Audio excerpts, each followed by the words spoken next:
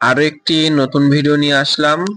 আজকের ভিডিওতে থাকছে লাল সাদা গোলাপ দিয়ে খুবই সুন্দরভাবে একটি ফ্লাওয়ার তোড়া ডেকোরেশন।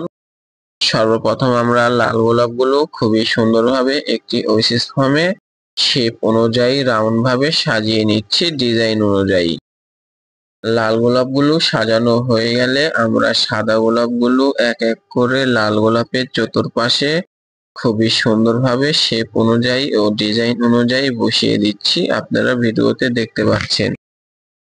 আজকের তোড়াটি বার্থডে প্রোগ্রাম উইশ করার জন্য আমাদের এক কোম্পানি থেকে অর্ডার করে, এক ম্যামের জন্মদিন ছিল সেই উপলক্ষে।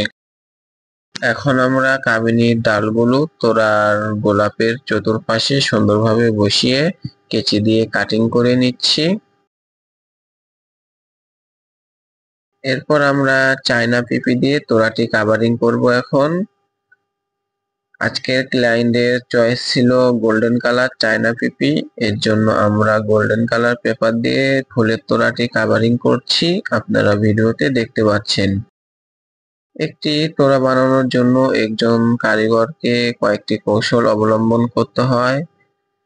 যে কোনো কাজে পরিশ্রম করলে তার অবশ্যই ফল পাওয়া যায়। একটি তোড়া বানানোর জন্য কারিগরকে অনেক পরিশ্রম করতে হয় এবং একটি তোড়া বানানোর জন্য অনেক মনোযোগ ও যত্ন সহকারে কাজটি করতে হয়।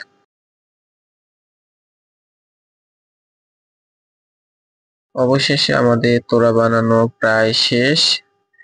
তোড়াটি কেমন হলো সবাই জানাবেন।